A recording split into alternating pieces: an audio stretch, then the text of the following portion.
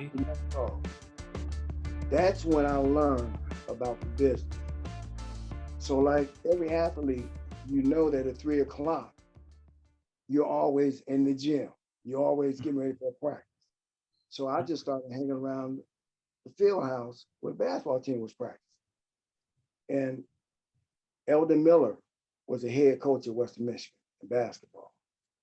And Ajax Triplett was was the assistant coach.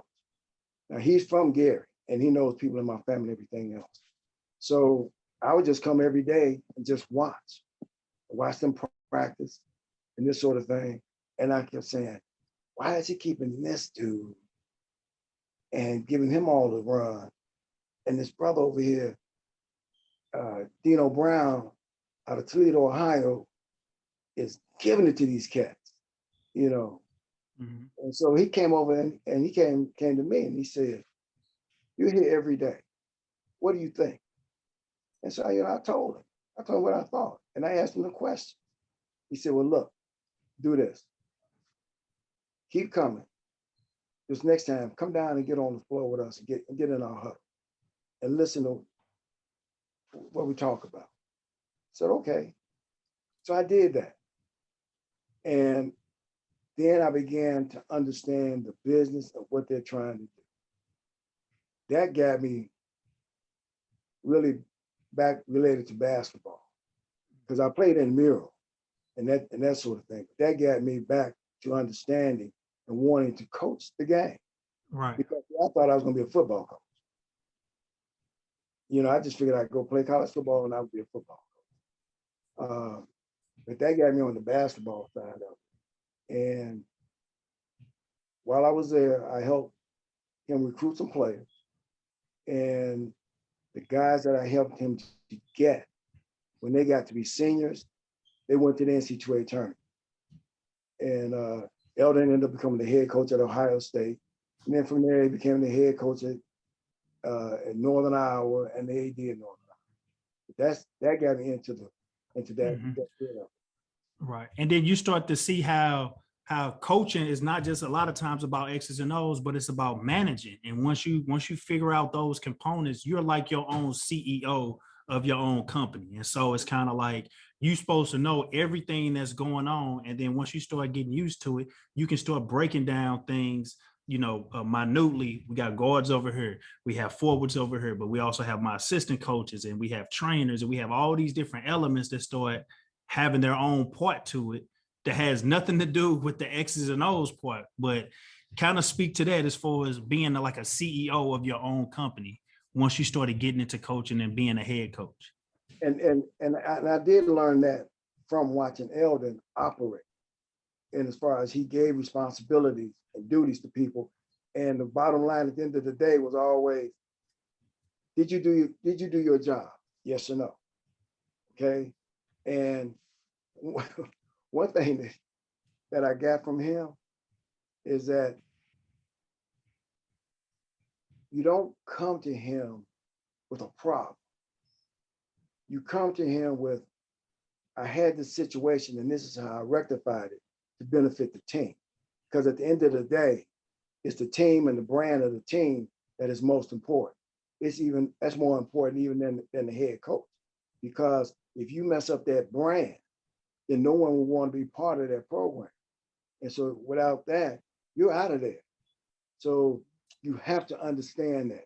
You have to understand time and space and what you're actually doing during that time and space that is positive. You have to work efficiently and effectively. You just can't go out there and throw out a ball and say, okay, throw them down the floor. You have to know what you want to accomplish that day and then evaluate what you've done at the end of the day. Now, he was a guy who wanted to stay on time with everything. And so he did a lot of those things. But what I also learned was that you're a teacher. And because you're a teacher, you have to understand the do-over principle. And the do-over principle is that if they didn't get it right, you got to do it over. And you got to do it over. You have to do it over until they really know it. Because then from there, you can get to the next step that you want to get to. Because you can't get to the 10 unless you've gone through 2 and 3. Right. You just can't jump over. And that's one of the things that I learned. And see, my uncle, my mother's oldest brother, he was a track coach. He won 8 state championship track teams in Indiana. And when I told him that I wanted to be a coach, that I was going to be coaching, he said to me, he said, understand this. You're going to be evaluated every time your team is on the floor by a gym full of critics. And no matter what you do, there's going to be at least 10 critics that are not going to be happy. Understand that. All right. They're basing this off of what your kids are doing. So you're putting everything as far as your reputation, the whole deal, in the hands of some 14 and 15-year-old kids. Right. Just remember how you were at 14 and 15 years old. Absolutely. You weren't making the best decisions. You just coming into your own as far as kind of, and I'm not even gonna say coming into your own. You're just starting to see how things are like at that age. That's trying to figure it out. And speaking on critics, and we can kind of, I want you to talk about this a little bit, but you were fortunate enough to coach basketball, have a successful run in the 90s. But what was it like? And you can kind of speak on this. What got you to St. Louis and at Cardinal Ritter? And then what was it like being at the old Cardinal Ritter on Thekla? Because I think a lot of people are familiar with Cardinal Ritter on Spring and Vanderbilt, but not knowing that when you talk about critics, you got a gym full of people in that small space on Thekla. So how did you nurture that? And then first of all, talk about how did you get to St. Louis and get to Cardinal Ritter, and then talk about the atmosphere of those beginning teams, and then we'll talk about the 90s. Okay. When I left Western Michigan, I went to Northern Illinois University for graduate school. And while I was there, I coached the dormitory team. Okay. And that kind of got me started. I was still being around basketball all the time. So I went ahead and formulated a team in the dorm because I was the assistant dorm director. So I got me a team going. Well, also there in Gary in the summer, there was summer leagues. Well, I go back home and I coach in the summer league. And I did that. But when I graduated from graduate school, I go work at Bloom High School in Chicago Heights. Basketball factory. I'm telling you, unbelievable. Unbelievable. Every year I have all-state players, All-American. Artie Matthews went there, went to Illinois, Raymond McCoy, #1 point guard in the country. I mean, you just had players on top of players. Well, I go to Bloom and I'm trying to get on the coaching staff. The basketball program is 99.9% Black. The coaches are all white. They're not letting no brother get up. It just ain't happening. So what I ended up doing was the players that he cut, I went and took them into the Park District. And we played in the Park League. But also we scrimmaged against Thornwood, Thornton, those schools. The guys that he cut, I had a 6'4" point guard. He ended up getting a scholarship for playing in the park. I mean, these guys could play. I mean, they could really play. Now, what year is this? Is this 80s? This is 70s. This 70s. Okay. This is 75 through 8. Okay. And that's when I met Craig Hodges, Phil Gary.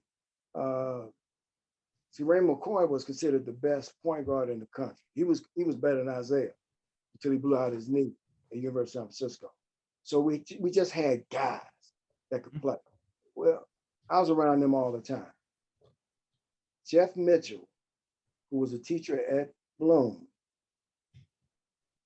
he got a job at Cardinal Ritter to be the head coach at Cardinal Ritter.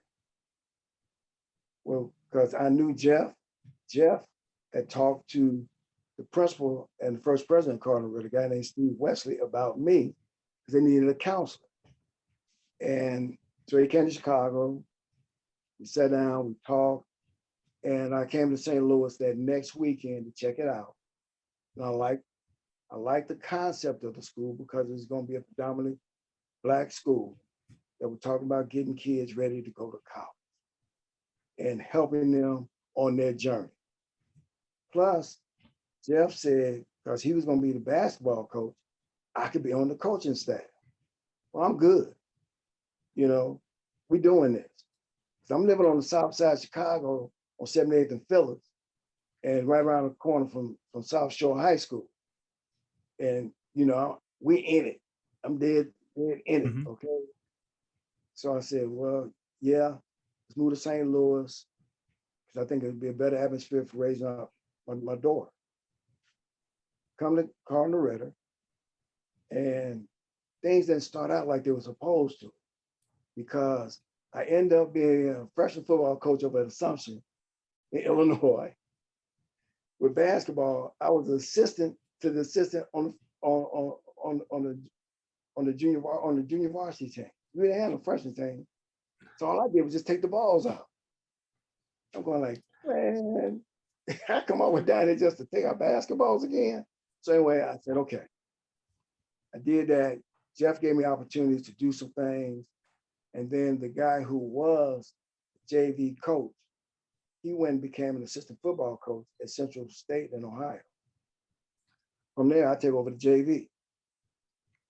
Then Jeff Mitchell and Steve Wesley, they all leave to go coach at St. Mary's, go work at the St. Mary's High School in Colorado Springs. And they wanted me to go too. I said, hell no, I'm staying right here because I'm gonna take this thing over. I became the head coach.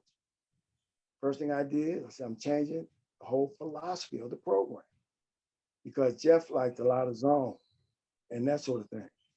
Well, while I was the assistant under all those guys, I used to go right around the corner, the Northwest, and I sit and I watch Jody Bailey.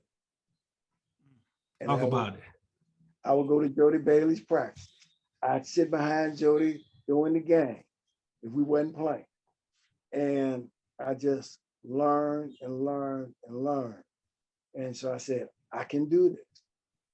And so I took over the program. Now, I made a mistake my first year because this is the 82, 83 year, okay? I was trying to win games. I'm trying to win games. I'm telling you. I'm trying to X and O and all this other kind of stuff. And Marvin Neals befriended me, and so did Travis Bryan, okay? And Marvin told me, he said, you're in a great spot. You're in a great spot. You can you really work hard, you'll make this into something. I'm like, okay. But Jody came, and after, it's about 3 games he had watched, Jody said, look, quit trying to win games. I'm looking at him like, what?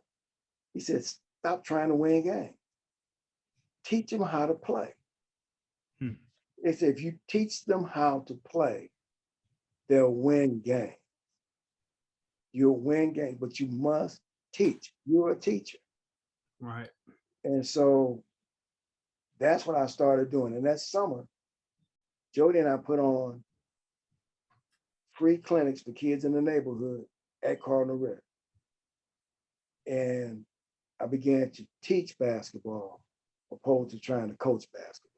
Right. And that's a big key right there, because like you said, a lot of times is, you know, we may get someone that's athletic. We may get someone that can jump out the gym, that's fast, but that's going to only take you to a certain point if you don't know how to play the game.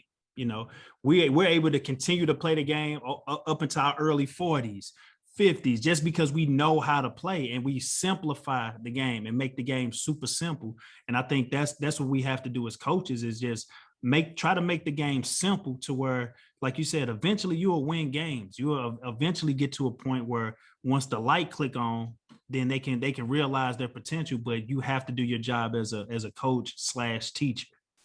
Right. And so what happened was that I began just to teach. My practice, the gym was the classroom.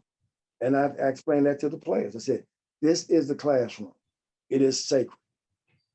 And we're going to have quizzes and tests. And you're going to have an exam. Your game is the exam. Absolutely. And you're either going to pass it or you're not going to pass it. And that's going to be based off of how well you did in your classroom during the week. So that's what I did. I just taught.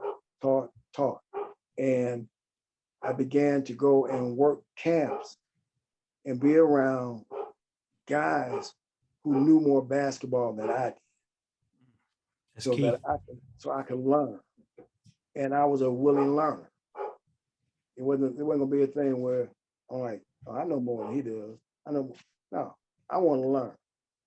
So I would go to this camp. I worked that camp. I would go down to St. Louis University and work camp with Carrawell and that whole thing.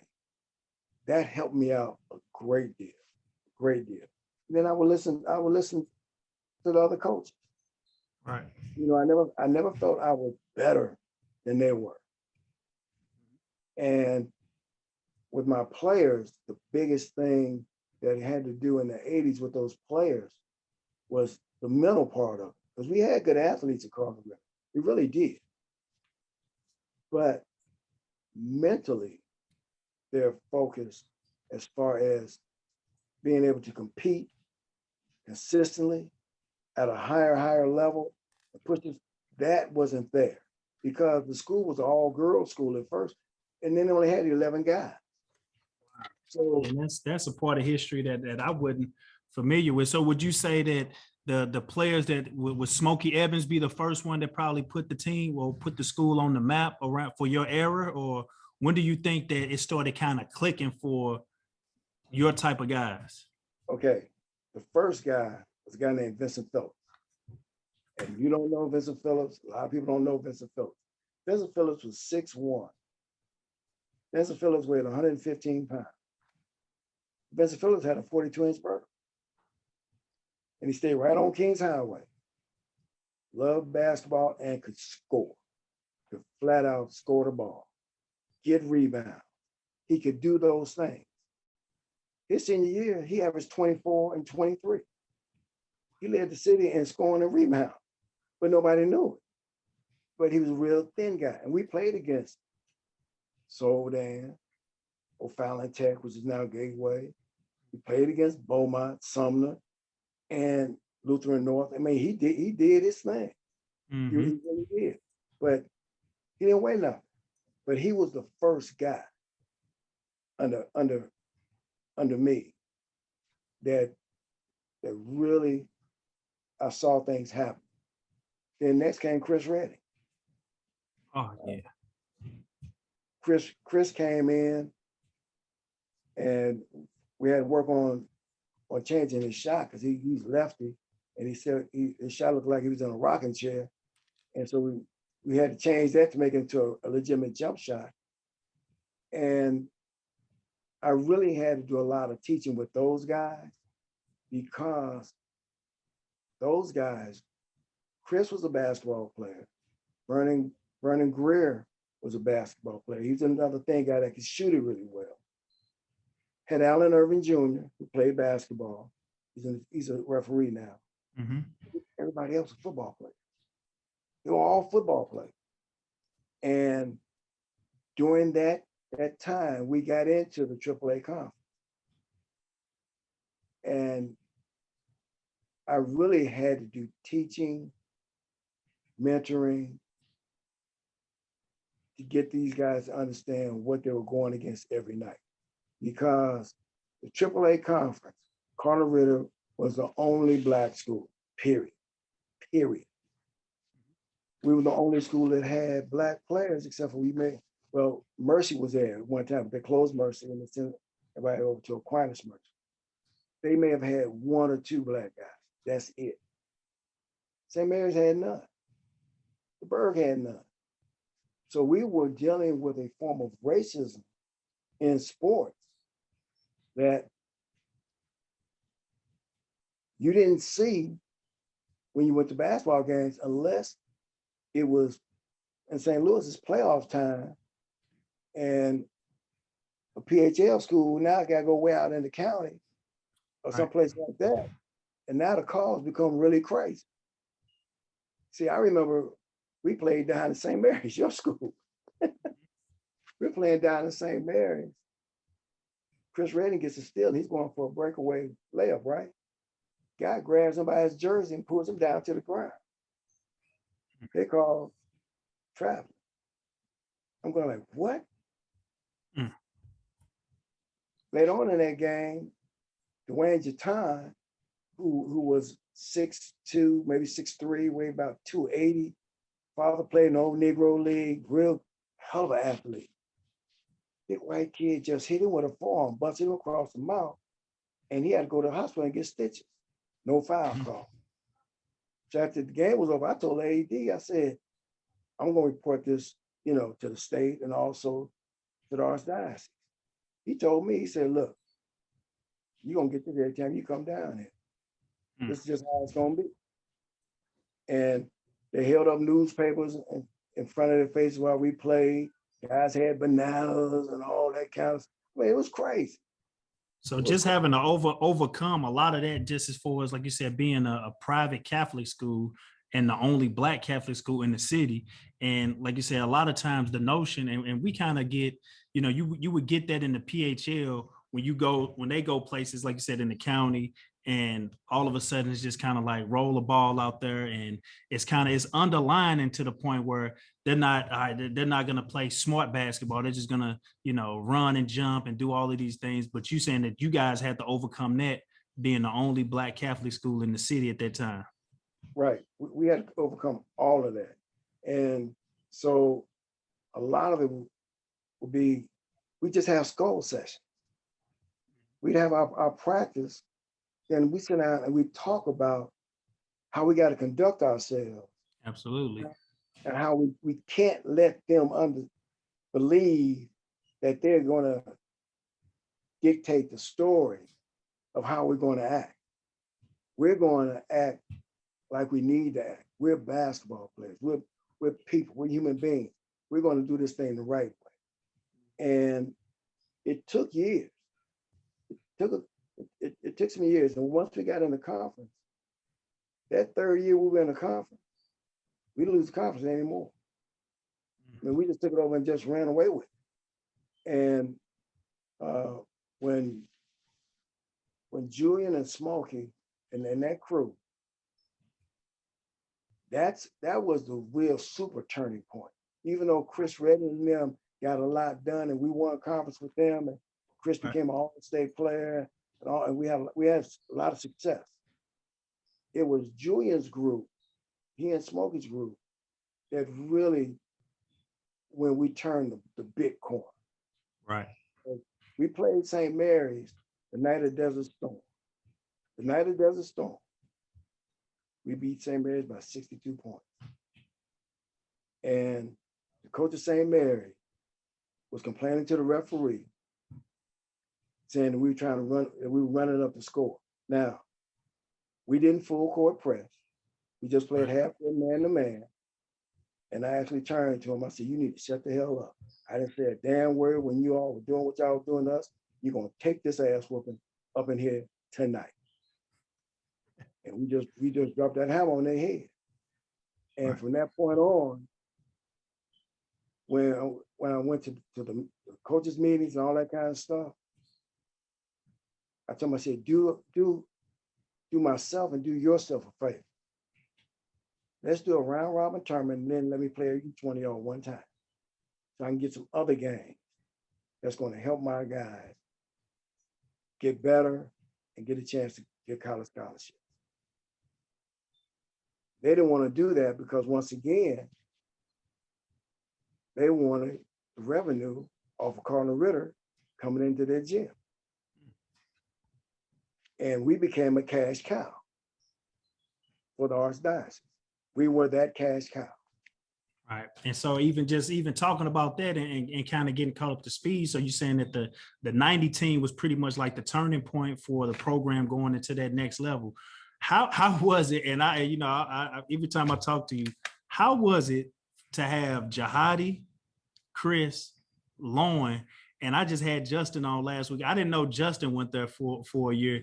Man, how did you fit all of them guys on the court at one time, man? Like just kind of talk about that, because me and Bird talk about it all the time. And I actually played in the old Cardinal Ritter on Thecla, and I just couldn't imagine, man, having two 7-footers and a 6'7" just wing guy. If they just put their hands out like this, you ain't getting around nobody on the court. So kind of talk about that 93, 94-ish, 95-ish group that you had. It was a blessing and a curse all at the same time.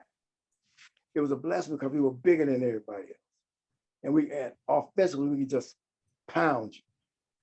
Our guard play was okay, but it wasn't really great. It really wasn't. And that would show up when we played against teams that had good guards. Like Roosevelt had Rashad Carr. Oh yeah, Rashad Carr, okay. And he gave us the biz. I mean, he just thumped us. Mm-hmm. We just couldn't deal with that. Albert Thomas, we had to deal with him. We played Vashon. The first time we played Vashon, it was the guard play, Sean Thompson. I mean, right. That's what we were hurting. But with that big front line, the problem was that in our own gym, it wasn't enough room. So teams could press us because it was a little cracker box. Right. So it's not enough room to make passes. One guy could go because these guys are taking up so much space. So it was better for that team to be on the road. It was better for that team to play at Norman, to play other places where the gym was bigger. But it was great to watch the guys learn how to play and get better. Because, like I said, I listened to Jody, and my whole thing became to teach guys how to play. Well, one of the ways that I learned more about teaching basketball, I used to go work 5-star basketball camp with Garfield all the time. And that's what that was. That was a teaching camp. So every guy went to stations all the time. I got a chance to sit around and I talked to Hubie Brown during the summer. I talked to John Calipari. I talked to all of these guys because they're there. And it becomes an intimate type of thing. Like Jay Wright, and we're still good friends till today. You just get involved in that. So because it becomes a professional development. You're trying to make sure that your skills are on point year after year, and you want to surround yourself with great basketball minds to keep your sword sharp. Exactly. And so with that, I would come back and I would teach the guys what else, the new things that I may have learned. And I looked up, and pretty soon I got guys who don't go to Ritter coming over to Ritter for workouts. Damon Douglas, who played at Hazelwood East, would come over. Demetrius Alexander from Central would be in my office before school was out. He'd come over. Right, man. Then he would, because we practiced late, he would come over in the evening, get a little bit of our practice, and that was happening all the time. Then in the summertime, Ronald would come through, Corey Tate, Kelly Thanks, Claggett. All these guys would come in to get the workout. Right. And it's making those kids that go to Cardinal Ritter, making them tougher and stronger because now they playing against potential pros, top players from around the country. So now all of a sudden, you know, that's the atmosphere that you will want to have around for kids, you know, trying to get better, because you're gonna go up against someone that you know is gonna take your lunch. So now what do? And if you want to get on the court, you got to make sure that you come in with your A game. And seeing the thing is that I would have these workouts every day, but I never charge anybody a nickel. You know, because I just remember when I was coming up, nobody charged us. So, Right. you know, this is my way of just giving back. And Corey Brandon from Riverview would come by. Sean Tunstall, when God rest his soul, the day he was murdered, he was at Ritter that morning working out because he had started coming by and getting a lot of the workout and that sort of thing. And we worked on moves. Well, I got to the point where I understood by going to 5-star, I understood that the positions rather, and what you needed to know at each position. So we would have, and I like to say exercises more than drills. We would have exercises that you would do to get the shots for that position. Like if you're on the wing, there's 10 spots on the court that you need to be able to get to from the wing without shooting that three. You have to be able to get there. So I had a thing called building shots. So we would build shots on, you get this shot first, when the defense adjusts, then they're going to take that away. So what you going to do next? So in the teaching of basketball, it would go from, I'm going to take you from a thinker to a knower, because thinking is a process. It takes time. It's too slow. You think because you don't know. So I don't care about what you don't know. Okay? It's about what you know. So we're going to go ahead and do this. Like, I may have you on the wing and say, okay, I want you to go one bounce, get to the basket. So you do that. And you do that 3-4 times. And I say, okay, now, let's be smart. So you beat this guy, you got to the basket with one bounce. You know the coach on the other team is going to cuss out that boy on the low block opposite side for playing help, saying, you should have got your butt over there and stopped him. So now, this is a given. You know this. So we're going from a position of knowledge. Because you know this, what should your next shot be? Where should your next shot come from? It should be a one bounce pull-up. Because you don't want to go all the way down, because now this guy is coming. So if you pull up, you're in between. Right. So you've got to be able to make that shot. So you know. Now it's a knowledge base. You know that to do that. So once that happens, where's the next defensive rotation gonna come from? Because you have to know. So once you know, you find out where that's gonna come from, then where are you gonna go next? Where should the next open spot be? Because like I tell them in the book, The Art of War, because that's the other thing in getting more involved in basketball, I did a lot more reading, and I started reading for strategies and that sort of stuff. And excellent book to read is The Art of War, because it really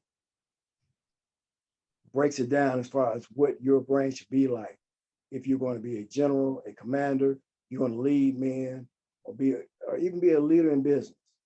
Right. In The Art of War, it says anytime that you face an opponent that is an army that is more in number, in weaponry, and stronger than you are, you don't attack them head on. You attack them where they're not. So that means you go to the gaps. You go to the spots where they're not going to be. So if you know this guy's going to come rotate here, you want to get over here where he's not going to be. So you're shooting uncontested shots. And that's the whole deal. You don't want to have to all the time shoot over somebody. Right. Yeah. That's crazy. That's crazy. You want to be able to shoot shots that, I mean, hopefully they're not contested and that you wide open, because those are the shots that you practice. You know, you're going to be practicing a set shot, and you want to be able to have that shot in the game for your confidence to be there, you know. You want to be comfortable. You want to be comfortable. Okay, I was with Chris Carrawell this past week. Chris was in town. Okay. And he brought his oldest son with him, Caleb. And Caleb plays for UNC Charlotte. And so I was talking to Caleb, and Caleb is more athletic than Chris. Same size, shoots the ball better. I told Caleb, I said, you know, the one thing I recognized was that your father was not a great athlete, but he was a very intelligent basketball player. He understood. He really understood the game. So we based everything basically off of the knowledge of the game and the gaps in the game, where he could get to and be effective. And we never really talked about the three, because the three-pointer, a lot of people say, yeah, I can take the three, I can shoot the three. Well, at the end of the day, I don't give a damn if you can shoot the three. Can you make the three? Right. That's the key. And make it at a high percentage to where, you know, it's not hurting the team, but you just throwing stuff up. Right. Can you make it? Now, the key to making it is knowing when to take it. You don't take it all the time. Mm-hmm. You want to take it when you're uncontested and you got to walk into rhythm to shoot, to go ahead and take that shot. And Chris shot and made a good percentage of his threes because he didn't take a whole bunch of them. He only took them at the appropriate time. And that's one of the keys. I see guys just come down just jacking that thing, just jacking it. Yeah. The game has changed. The game has changed so much, Coach, to where it's either a layup or it's a corner three. And one thing that I was impressed with Chris about, and he was one of the guys that, you know, when we talked about, you know, not playing inside that little bitty box on Thekla, how you guys were playing like the Normandy Christmas tournaments or the Martin Luther King shootouts, and you would play against the Chicago teams, the Peoria Manuals. And I just remember being 7th, 8th grade, sitting back, having my seat, watching you guys play and just observing. And I was just so impressed with Chris' ball handling skills, because after a while, he started being the point guard, bringing the ball up the court. And you saw that when he went to Duke, when they didn't have any other person to bring the ball up, he turned into really, at the time, a point forward, you know? So talk about that. Okay. Those are things he worked with, because I told Chris that I wanted to pattern his game after two people, Oscar Robinson and Walt Frazier, because Walt Frazier was not a great athlete. He was not a super skilled ball handler, but he was efficient. And that's just controlling the basketball. Mm-hmm. Get your 3 dribbles in or your 4 dribbles in that you got to get, and then pass that thing. And so Chris, in order to understand how to protect the ball, I had him to defend the other people's perimeter player, their best perimeter player. Mm-hmm. Because I told him, you're going to have to play out in this area. So I want you to recognize their weaknesses so they don't become your weakness. Mm-hmm. And that's how we did it. And we would get in the gym and just work on situations. And that was in that individual workout. We would practice on Saturdays in the morning from 7 to 10. In the 7, I'm sorry, 7 to 9. In 7, out by 9. So we're gonna get it in. 2 hours, we're gonna get it in. Cause I used to go skating up at Skate King. No, I go skating at the Palace on okay, Saints and the Palace out in Halls Ferry. Yeah, I used to do that every Saturday. Every Saturday I was getting my skating. I had to get my roll on. That was it. And the players knew that. So the thing was, don't piss him off, because if he got to go up there late, we in trouble. And so Saturday we have that intense practice. On Sunday, we would go up to Ritter at 2:30. It's never mandatory. Whoever wants to come. That was the extra work. That was skill development day. I got that from 5-star, because 5-star, you had all these stations, and they had what they call Station 13. Station 13 was after all the other stations were done. If you wanted to get some extra work on skill stuff, you go to Station 13. So I instituted that at Cardinal Ritter. And what ended up happening was that damn near everybody show up. Everybody would show up, get some of that work. And when I saw that taking place, I said, we're gonna be okay, fine. We have a program. And see, when Justin came, now understand this. There was a thing in Memphis called the Steamboat Classic during the summer. They would bring in what they considered the 64 best teams in the country. We would be down there, and Vashon would be down there, and everybody else that was really good. I went down there with Jahidi and that whole crew. Justin went down there when he was a freshman. Now, picture this. I got Loren Woods in the middle. Justin Tatum playing the power forward. He going to his sophomore year. Chris playing the small forward. I had Bryan as a 6'4", 6'5" point guard. Guy named, I had Earl Austin's brother, Richard Austin. He was finally eligible. He was the shooter. He was a shooter. And had Kai Harris. And we went down there. Whew, man, we did really, really well. Because we ended up, I think we finished in the top 10. Okay. But came back. This was the one mistake I regret. I got a call from a good friend of mine asking if Justin and Gary Williams go play for this AAU team to finish out the national run. Me being good guy Friday, I said, okay. They come back. Justin going to CBC. They got you, huh? Now, Justin didn't want to go. He fell in love with Ritter because we had a great summer. But I just told him, I said, hey man, look, it is what it is. Now, let's make the most of it. Mm-hmm. And so Justin went over there, and he had a hard time adjusting at first. I used to go over to TBC and talk to Justin about, look, you're here, man. Take advantage of the situation. Right. Go ahead, take advantage of it. But if Justin hadn't left, I was going to really work with Justin to be the next All-American. I felt right. Justin was that good. Mm-hmm. He had the ball on, and he had a level of toughness.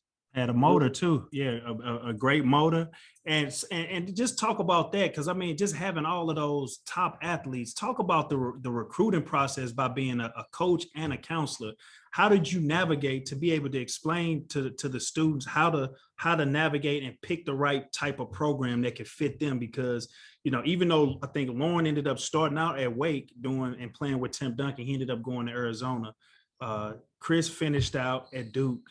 Jahidi finished out at Georgetown, but then in between, you had so many players going to good programs. So talk about that aspect of college, being a counselor and a coach.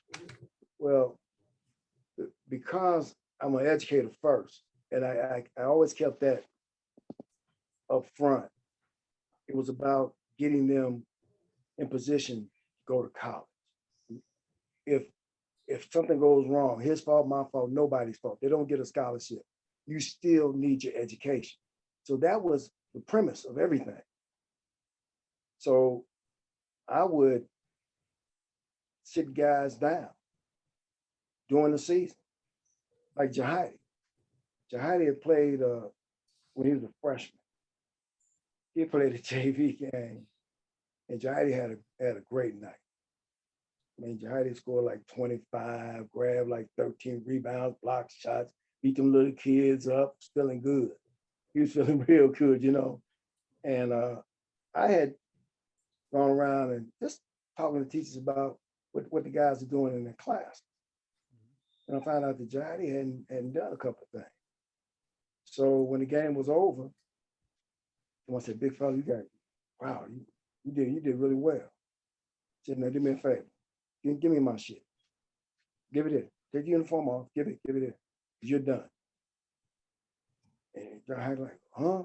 So you're not doing what I need you to do in the classroom. So until you do what you're supposed to do in the classroom, you're not gonna play basketball. That's out.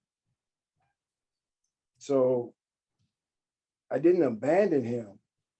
I got him with a peer tutor, and I had that person to call Jahidi every night, every 45 minutes, and review over the phone what he was doing.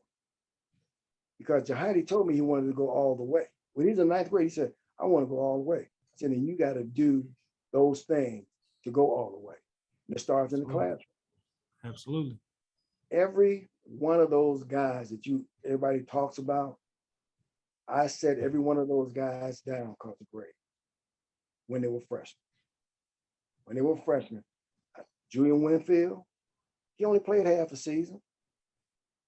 Chris Redding, set him down, all of them, because I wanted them to understand academics are first, because the ball gonna go flat, but your brain is not gonna go flat. You got to be able to analyze and do critical thinking all the way through. So that was what all that was about. And I mean, and so what we did when it came time for their college recruitment, I would do research. I would ask the players, "Give me your top 20 choices. I don't care who's been sending you letters. What is your top 20?" They give me their top 20. From there, I told them, I said, "Come July 1, we're going to cut this down to 10." But I would go do research on the top 20, pros and cons, of all of it. I pulled in Earl Austin also as a research person. And the way you couldn't do it now, but the way I did recruiting was this. Based on that final top 10, and I had the players also do their research. We sit down and we go through each school. And I would then say, "Okay, here's what we're going to do. I'm going to send a fax to these coaches, telling them that they've just been entered into, said they've been entered into the Loren Woods sweepstakes." Got it. And I would give them some rules of the sweepstakes. You can only call Loren during this time, from this time to this time, on these days. You can only talk about your program. If you talk about anybody else's program, you have forfeited your position in the sweepstakes. Plain and simple. That's how it was. Because we needed to be in control of all the recruitment. Because if you're not in control, they become in control, and you'll find yourself going to who knows where. Right. So I give them that phone number, and then I tell them on August the 1st, there'll be a new number in which to reach Lauren, Chris, whoever it is. If you receive this number, congratulations, you're still in the sweepstakes. If you don't receive this number, thank you for being a part of sweepstakes up to this point in time. And so now you're down to that last 5.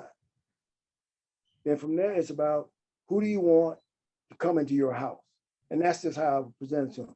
Because you don't want all these folks in your house. Because now that means you got to entertain. Because you're interviewing them for the job of nurturing your child for the next 4 years. And they're interviewing you to see if they really want you. Right. So that's how we had it set up. And we just really go through everybody, bam, bam, bam, bam. And the Loren thing was really, that was really frustrating for me because I've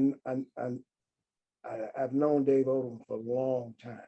I knew him way before even Loren even came to Cardinal Ritter. And for Dave to flip on Loren like he did and then try to discredit the young man, that just wasn't right. It wasn't right. And see, his assistant coach, who I was a good friend with, he called me up and told me what was going on. And he said that it was purely, Loren had his issues, and Loren did do some things, but Dave took it personal, and he took it way out of context. And he said it shouldn't have gotten where it went. So from there, that's when I was with the Globetrotters. So Loren said he wanted out. I said, okay, let's go through the process again. And we had really only about 3 schools that he was interested in, but Arizona was the best fit for him. It was interesting, man, seeing him play with that group, man, and knowing where he came from to where he was at, then to finish out his career like that, man. I think that was a bright spot in St. Louis at the time, just being a sports, just watching back from afar and just seeing this guy, man, do some great things with that Arizona team, man, was pretty special. Well, the thing is this. I remember reading in the paper when Loren was coming out the 8th grade, and that's when I used to still kind of read the Post-Dispatch. I don't know. They got too much garbage for me. I don't deal with them. But they put in the paper about that AAU team, and they said they felt sorry for me because I was going to have to deal with Loren Woods. At the time, I didn't even know who Loren Woods was. I'm going like, why would they say that about a kid? Why are they going to blast this kid in the newspaper like this? And so when Loren came to Ritter, we got along very, very well, very well. Had to get on him a lot because, Loren, he get his attitude and all that other kind of stuff, but he knew that I cared about him as a person. And Cardinal Ritter, we cared about him as a person. And he was just not a basketball player. Right. And worked on his skill development. Taught him how to throw that sky hook. I said, look, man, you learn how to do this, you'll play as long as you want to play. And he played some good defense too, just being a great, having a knack for defense, even kind of like what you just talked about with Chris, being kind of familiar with playing outside to be able to move and guard. And I just think when he was playing, he was able to anticipate a lot of stuff and, to be able to block shots and alter shots too, at being 7 feet tall, Yeah, well, we used to do an exercise in which Loren would be a little bit above the elbow, and I'd have somebody on the opposite wing drive to the basket. His job would be take one stride and get the shot with the offhand. Mm-hmm. So it would not foul the person. And don't kill the ball, just control the ball. So Right. we actually worked on that. Mm-hmm. And it was a thrill to watch him in the NCAA tournament in the championship game, and then set the record most blocks in the NCAA tournament in the championship game. He still holds that record. Wow.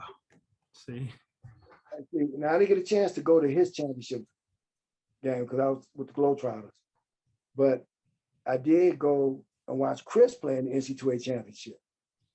And to have two of your guys out of your program play on that level, that stage, and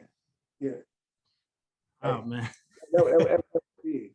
And I That's huge. thought back to the guys from St. Louis who had an opportunity to play in the NCAA tournament. And I remember when Sean Thompson played in that Final Four, be down Kansas. For Kansas. there. I mean, that's big. Mm-hmm. That's super big. And this last one, you got Aaron Cook Jr. playing for Gonzaga. Yes. These are St. Louis guys. These are St. Louis guys playing on that stage. I don't give a damn if they win, lose, or whatever. It's the fact that they were there. That is documented. That is history. That you can't take that away. You can't take that away. And everybody don't get that chance. They just don't get it. Now, right. The sad part is that none of them have won it. Mm-hmm. The only one who's won it is Neil Ivey. Right. Right. Yeah. And Christian of Faulkner from Stanford. Oh wow, yeah, I didn't even. Yeah, okay, yeah, I didn't even put two and two together on that. So, but yeah, that's an incredible feat to like you said, that's documented, and that's nationally televised, where everybody, all eyes are tuned into those games right then and there. That's an incredible feeling. And to hear them say St. Louis, Missouri, Mm-hmm.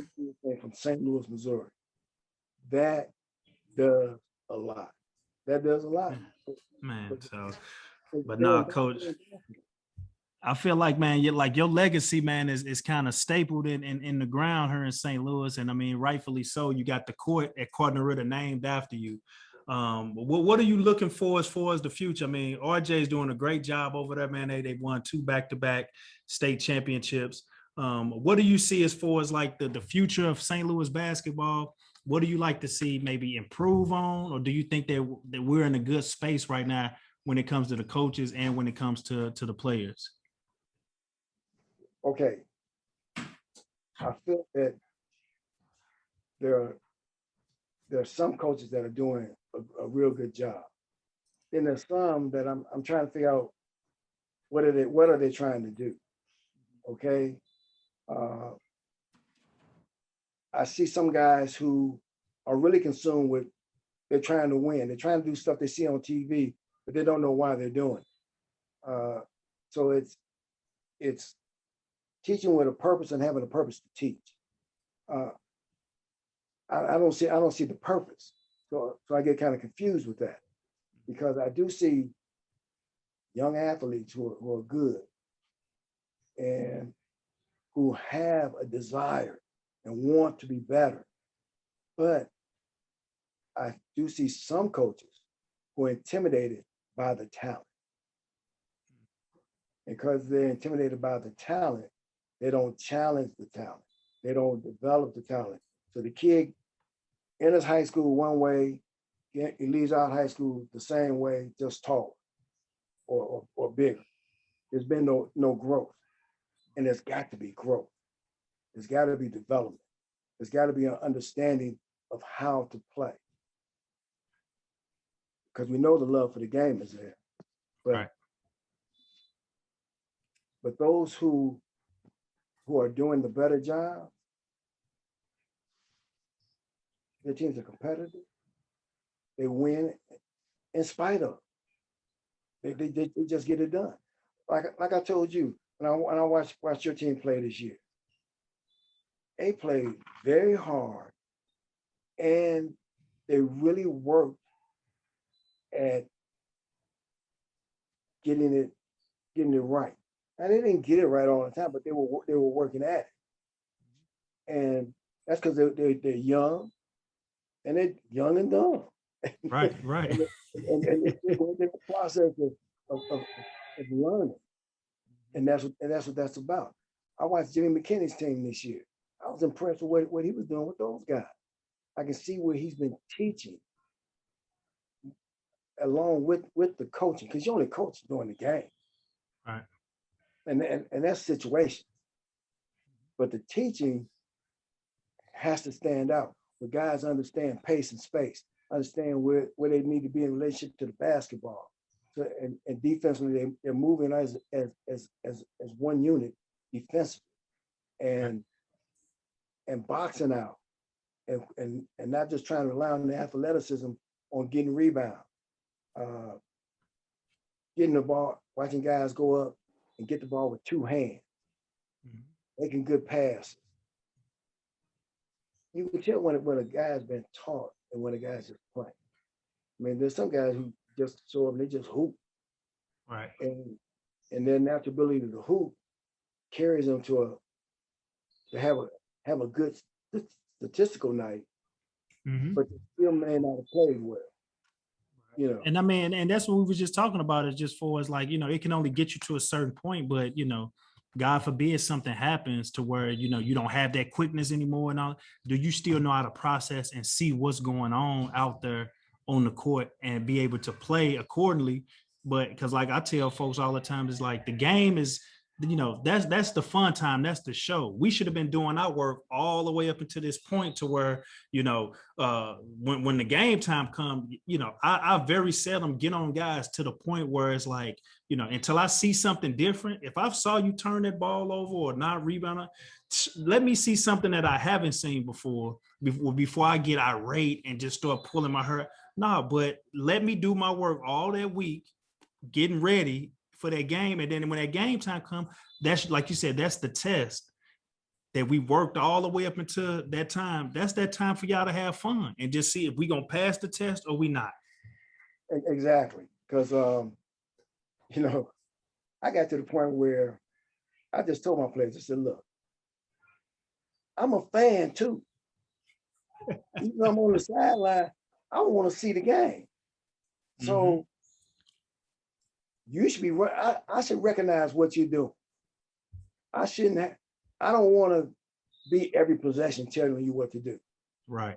Because I actually tell the players, I tell them, I said, look, I'll ask my point guard, what are you going to run? What are you going to do? And he'll tell me, I said, don't tell me, tell them. I should be able to know just by watching you. I tell them, I said, look, I should know what you're doing. And what we're running, you should always be in the offense. You should always be in something that makes basketball sense. If you can't figure it out, then guess what? You need to be sitting over here and watching somebody else who does understand. Right. Plain and simple. I don't have a lot of rules or laws. I just have a few. One of them I tell the guys is this: first of all, you never make your teammate look bad. You never make them look bad.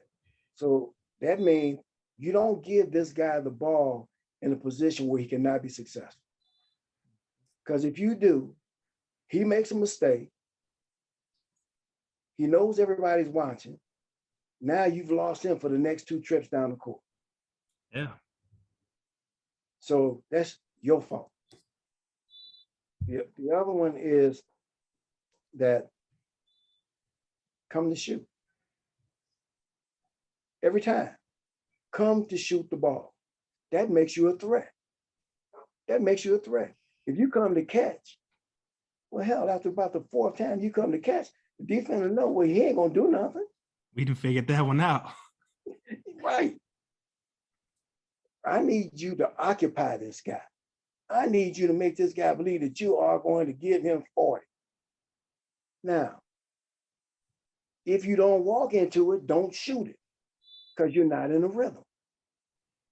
You're not in a rhythm. So those two things together, really, it makes a player understand when to and when not to. And that's how that thing kind of works out for us. The other rule I have is when you first come in the game, don't you shoot no jump shot because your legs ain't ready. You've been sitting on the bench, twiddling your thumbs, your hamstrings are tight. All you're going to do is start a fast break for somebody else. So those are the rules. Those are the rules.